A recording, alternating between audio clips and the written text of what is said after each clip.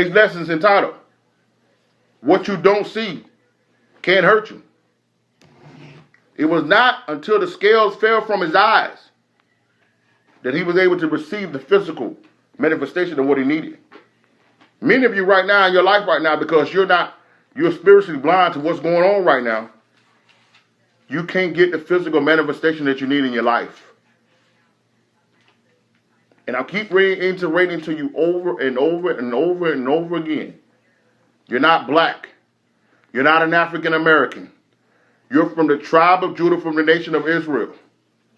You don't need to convert to Judaism, because Judaism is not of the Most High. According to Titus, the 1st chapter, verse 14. Go not in the way of Jewish fables. Okay? You are an Israelite by blood. You have the blood of Abraham, Isaac, and Jacob in your blood. This is not who you're becoming. This is who you are. Okay? So what you don't see can hurt you. Now, let's go to Proverbs 3. We're going to give you the next two precepts. We're going to give you some ability to deal with the lack, how you can get the Most High into your life so he can be the one that's directing you. He can be the one to give you the guidance so that you can understand how important this is to see. And when situations that you can't see, if you're practicing what we're going to show you in these next two precepts, you will still be protected. Proverbs, the 3rd chapter. Let's start at verse 1 there. Proverbs 3. We're going to look at verses 1 through 18 here. My son, forget not my law. Forget not the grace. Forget not my law. Mm-hmm. But let thy heart keep my commandments. Keep the bylaws of the church. Keep my commandments. Mm-hmm. For length of days and long life and peace shall they add unto thee. Mm-hmm. Let thy mercy and truth forsake thee. Bind them about thy neck. Write them upon the table of thy heart. So that shall thou find favor and good understanding in the sight of God and man. So, if I don't forget the Most High's law, right? This is the equation, right? If I don't forget the Most High's law and my heart keep his commandments, notice, remember I told you that the heart is deceitful in all its ways, according to Jeremiah 17:9. So if the commands and the statutes of the Most High is in his heart, and my heart keeps that, I will have length of days, long life, and peace will be added unto me. It's a pretty good deal, right? Pretty good deal, okay?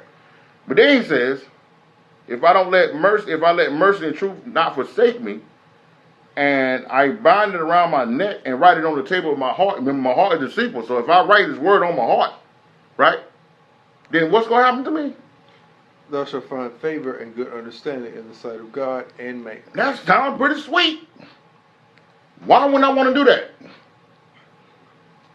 Why would I not want length of days, long life, and peace to be added to me, and favor with man and with God?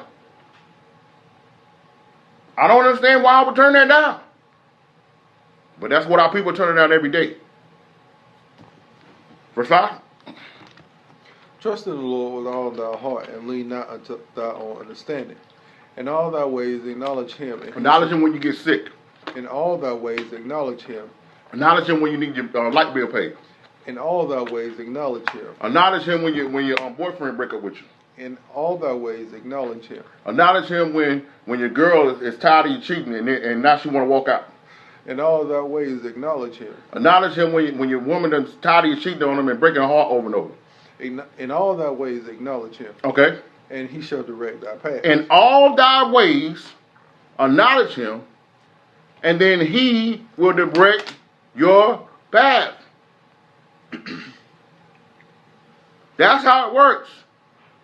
Not when the situation comes and then you're like, God, what you need me to do? No, acknowledge him before, and I guarantee you, 9 out of 10 of the situations that you find yourself in, you won't be in it. There's always going to be some things that's going to happen that we don't see coming. But he said, if you acknowledge him in all thy ways, he will do what? And he shall direct thy path. Okay. Be not wise in thy own eyes. Fear the Lord and depart from evil. Be not wise in your own eyes. What you don't see can hurt you. See, most of our people, that's one of the things about our people, the so-called black man, the so-called African-American man, is that we are very, very arrogant, very prideful people. And we hold on to traditions and family values, and we pass those things down from generation to generation, right? Get off the screen right now. And so we hold those words of our families and traditions of our churches more so than we do the Most High's word. So he said, be not what? Be not wise in thy own eyes. Fear the Lord and depart from evil. Mm-hmm. It shall be health to thy navel and marrow to thy bones. Man, more good. So there's a lot of good things that are coming from this, right? So he said, if I be not wise in my own eyes and I depart from evil, what comes? It shall be health to thy navel and marrow to thy bones. Another sweet deal. Why wouldn't I want to do it? Verse 9. Honor the Lord with thy substance and with thy first fruits of thy increase. Okay, so once again, there's another thing that's going on with our people. Man, listen, man. I don't understand why I got to give the preacher my money. Okay? You ain't giving the preacher nothing. Okay? When we were under the Old Testament, we tied into the priests. Right? But according to Hebrews, the 9th chapter, well, let's go. Let me go this. I go to Philippians, the 4th chapter, verse 14. Christ is our high priest. Okay, so now when you give your tithes, you're giving it unto Him. If you're in a church that ain't doing no work and ain't preaching no gospel, that's on you. Why are you there? Stop using that for an excuse for why you're not paying your tithes. And for all you pastors that out here telling your congregation that you ain't got to follow the law. Why are you taking tithes? That's the law. So it's amazing to me that you'll tell the people doing the sermons that they don't have to follow the law. But before you leave that place, we're going to pass that collection plate, and then we're going to read from the law, justification to do it. Now, are you following the law or not? Okay? So he says, what is verse 9? Honor the Lord with thy substance and with the first fruits of all thy increase. Okay. So shall thy barns be filled with plenty, and thy presses shall be burst out with new wine. More good things happens. Okay? So, you got to get out this whole thing that's trying to talk about somebody trying to take something from you. When people say stuff like, man, I can't afford to give tithes. Really, the truth of the matter, you can't afford not to. And this is for people who are working. Okay? When you have a job, stop letting people gas you and guilt you. For all of you people who are on disability, for you people who get retirement checks, that money has already been tithed on. Okay? Don't let people run guilt games on you. If in your heart you decide to tithe on that, all good. That's love. Do it. The Most High going to bless you for it. But don't allow people to run guilt games on you. Okay? Because that ain't what the Most High word says. But I'm telling you, if you take care of your man of God, and you make sure that he's taken care of, you provide for him, the Most High will take care of you. Verse 11. My son, despise not the chastening of the Lord, neither be weary of his correction. For whom the Lord loveth, he correcteth, even as a father the son in whom he delights. So that's another thing that we have to get an understanding is. Many of you that are going through situations right now, you can't see why this is happening. It doesn't make sense to you why this is going on.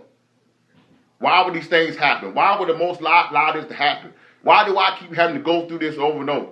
Because who the Lord loves, he chastens. What you need to be concerned with is that when the Most High ain't doing nothing, when he ain't saying nothing, when he's just letting you live, that means then, according to Romans the 1st chapter, he turned you over to a reprobated mind. So if you're still being convicted, if you're still feeling like, guilt from the situation that you're doing, the situation that you're causing, know that that's a great thing. Because that means the Most High is chastening you, and He still loves you, and He wants you to get better. He wants you to live better. He wants you to do better. So don't take these things that are happening as a bad thing. Take it as a good thing. Because what's happening a lot of times, especially for our men, we're destroying the relationships with our women. And what happens is, it's not until the woman walks out. It's not until we find ourselves by ourselves, then we start saying, man, I should have treated the mother of my child better, man. I should have did right by her. Them clubs, man, it's just really, what was it worth? And many times we dishonor the friends that's in our lives. We dishonor the people. We take it for granted. We take it for granted. But when they're gone, especially with our siblings, mothers and fathers, but when they're gone, the realization that comes to us like, man, I should have did better by her. So don't let that happen to you. Verse 13. Happy is the man that findeth wisdom, and the man that getteth understanding. Mm-hmm. For the merchandise of it is better than the merchandise of the silver, and the gain thereof than fine gold. So when you get understanding, when you get revelation, when you find wisdom, the Most High said it's better than gold. It's better than silver. Because listen, you can take a broke man, give him gold, in a week he'll be broke. You take a poor man, you give him wisdom and understanding, he'll be rich for the rest of his life. You understand? The old saying, teach a man to fish, he'll eat forever. Give him a fish, he only eat for a day. So read that for him again. For the merchandise of it is better than the merchandise of silver, and the gain thereof than fine gold. Mm-hmm. She is more precious than rubies, and all the things that thou canst desire are not to be compared unto her. Nothing you can get in this world materialistically will stand up to the wisdom of the Most High God. And just because you can't see it, that you need it, one of the things that's doing